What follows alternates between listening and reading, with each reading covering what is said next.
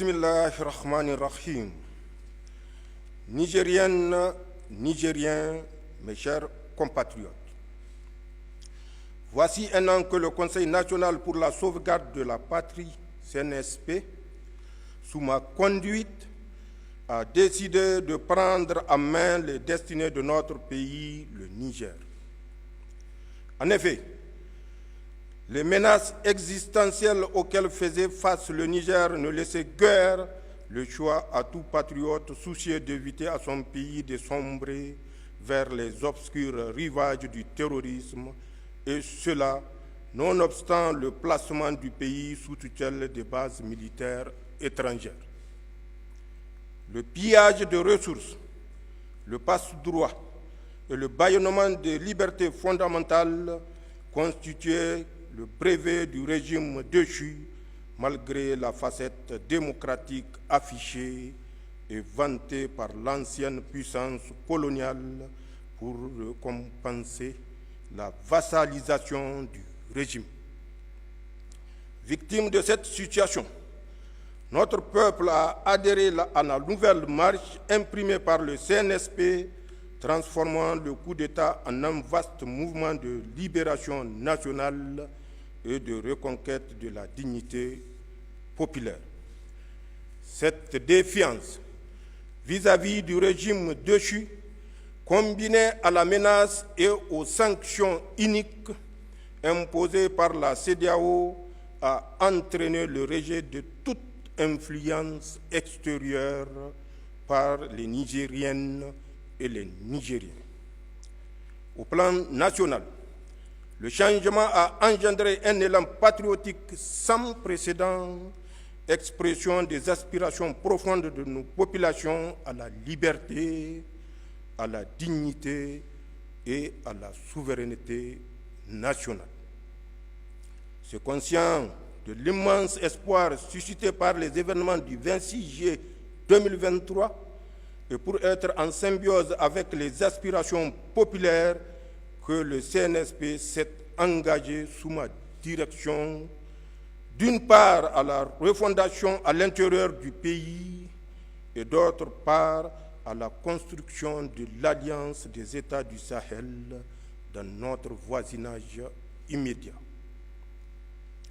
Notre ambition pour le Niger se décline, comme vous le savez, autour de 4 axes, à savoir le renforcement de la sécurité et de la cohésion sociale, la promotion de la bonne gouvernance, le développement des bases de production et enfin l'accélération des réformes sociales.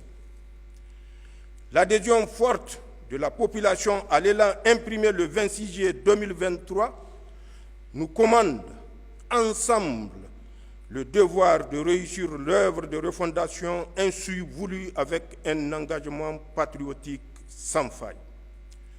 C'est dans cette optique que j'ai engagé le gouvernement à mettre les mesures et actions nécessaires pour l'aboutissement de la vision portée par le Conseil national pour la sauvegarde de la patrie dans le cadre d'un programme destiné à renforcer notre résilience et assurer le développement des bases de production en tirant les leçons de l'impact des sanctions illégales, iniques, inhumaines d'une CEDEAO aux ordres. Des lettres de mission ont à ce titre été remises aux membres du gouvernement qui en feront le bilan sectoriel. Mes chers compatriotes, au plan de la défense et de la sécurité du territoire, la montée en puissance de nos forces sur les théâtres des opérations ne fait plus aucun doute. Qu'il s'agisse de la lutte contre le terrorisme dans le Liptako-Gourma et dans le bassin du lac Tchad, ou dans le cadre de la lutte contre le grand banditisme, nos forces de défense et de sécurité engrangent des succès. C'est le lieu de rendre un vibrant hommage à nos forces de défense et de sécurité pour le lourd sacrifice consenti au service de nos populations. La nation entière, à travers moi, exprime sa reconnaissance à votre endroit et manifeste sa solidarité envers les veuves et les orphelins des soldats tombés sur le champ d'honneur. Pour ma part, je fais le serment de garantir la montée en puissance de nos forces de défense et de sécurité en réaffirmant la ferme détermination de toutes les autorités compétentes à poursuivre le renforcement des capacités de nos forces armées. L'État continuera à s'investir dans l'acquisition des moyens conséquents requis à la hauteur de la menace. Nigériennes, Nigériens, la conquête de la souveraineté passe avant tout par l'exploitation des ressources nationales au profit de nos populations. À cette fin, j'ai lancé dans toutes les régions du pays le programme de grande irrigation dont l'objectif vise à assurer l'exploitation optimale des potentiels agro-pastoral en vue de l'atteinte de notre souveraineté alimentaire. Ce programme phare engagé sur financement propre promet des résultats satisfaisants. S'agissant de la souveraineté sur nos ressources extractives, elle s'édifiera à travers la promotion du principe de contenu local dont l'objectif réside dans l'obligation faite aux industries minières et pétrolières d'utiliser prioritairement le micro et moyennes entreprises locales et le personnel national. Une ordonnance sera très prochainement adoptée à cet effet. Dans l'affirmation de notre souveraineté, le Conseil national pour la sauvegarde de la patrie entend faire respecter rigoureusement et sans discrimination toutes les dispositions de législation minière et pétrolière. Toute société, minière ou pétrolière, se verra purement et simplement retirer son permis d'exploration ou d'exploitation si elle viole les dispositions réglementaires contractuelles. Le bloc pétrolier Bilma, les rendus R5, R6, R7 d'Agadem, les permis miniers d'Imouraren et celui de Madawela sont retombés dans le domaine public de l'État. Je puis également vous confirmer le lancement prochain du projet de construction d'une raffinerie de pétrole et d'un complexe pétrochimique à Dosso, ainsi que la création d'un institut de pétrole et de gaz à Zender. L'école nigérienne, la formation professionnelle et l'esprit d'excellence et d'entreprise constitueront le pilier majeur de la refondation et de la consolidation de notre souveraineté, car le sort national ne pourra être garanti que par une citoyenneté responsable dans les politiques publiques et le bannissement de la culture de la médiocrité et de l'impunité. Nigériennes, Nigériens, au plan géopolitique, il me plaît de souligner que nous avons réussi de concert avec le Burkina Faso et le Mali à porter solennellement sur le fonds baptismal la Confédération des États du Sahel, consacrée par le premier sommet des chefs d'État de l'Alliance des États du Sahel, tenu le 6 juillet 2024 à Niamey.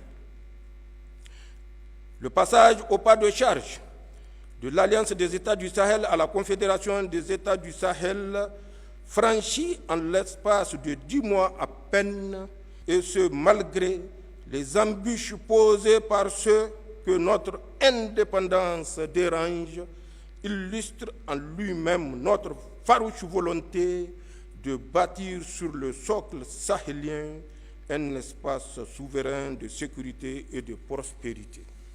Le traité mis en lumière par la déclaration de Niamey crée une union d'États structurée autour de 3 axes stratégiques, à savoir la défense et la sécurité, le développement et la diplomatie. Je tiens devant vous à remercier une fois de plus mes frères, les présidents Ibrahim Traoré et Assimi Goïta, pour l'œuvre titanesque accomplie malgré toutes les menaces proférées et tous les complots ourdis contre l'AES. Je fais également le serment d'œuvrer à l'opérationnalisation de la Confédération des États du Sahel, pour laquelle j'ai déjà commis un comité national. Mes chers compatriotes, soyez assurés que la voie que nous suivons est résolument sur la trajectoire de la rupture avec l'ordre néocolonial et l'établissement d'un partenariat gagnant-gagnant avec tous les pays du monde épris de paix, et ce, sans exclusive. À cet égard, le Niger respectera tous les engagements souscrits avec la communauté internationale. La désinformation orchestrée par les organes néocoloniaux et certains compatriotes renégats dans le rôle d'esclaves de salon, selon la formule de mon frère le président Ibrahim Traoré, ne nous détournera pas de notre marche triomphale vers la souveraineté. Aucun État, aucune organisation interétatique ne nous dictera la conduite à tenir, ni son agenda en matière de partenariat stratégique ou diplomatique. Et ceux qui fantasment sur la remise en selle imminente des régimes déchus à leur solde vont déchanter. Ils devront se rendre à l'évidence avant qu'il ne soit trop tard. Notre marche vers la souveraineté pleine et entière est inexorable. Mes chers compatriotes, c'est dans le cadre résolu de cette marche que s'inscrit une série de mesures préalables et actions prises par le Conseil national pour la sauvegarde de la patrie pour asseoir davantage notre souveraineté, à savoir, et sans être exhaustif, la dénonciation des accords de défense et de sécurité qui lient le Niger à la France, le renvoi de l'ambassadeur de France comme persona non grata, la suspension des droits de diffusion au Niger de certains médias propagandistes français, le retrait du Niger et du Burkina du G5 Sahel, l'abrogation de la loi 2015-36 du 26 mai 2015 relative au trafic illicite des migrants, le retrait du Burkina, du Mali et du Niger de la CEDEAO, la dénonciation de l'accord militaire entre le Niger et le Bénin, la nationalisation de la Société nationale des eaux, la dénonciation de la convention fiscale entre le Niger et la France, la dénonciation de l'accord relatif au statut du personnel militaire des États-Unis. Nigériennes, Nigériens, mes chers compatriotes, d'autres mesures comme la création de la commission de lutte contre la délinquance économique, financière et fiscale, COLDEF, visent, elles, à assainir le climat socio-économique en rétablissant l'État et nos populations dans leurs droits. L'œuvre de reconstruction ne peut se faire qu'avec le concours de tous et en faisant ensemble le diagnostic des errements passés pour parvenir à l'administration des remèdes conséquents et adaptés à la prévention de la délinquance économique.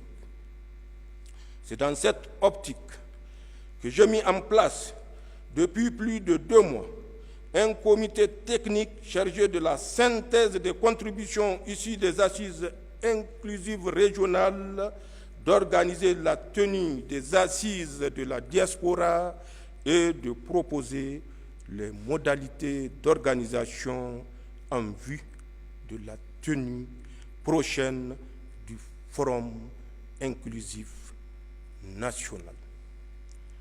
Zancen ƙasa ne, Labusanino. Vive le Niger, vive la Confédération des États du Sahel. Je vous remercie.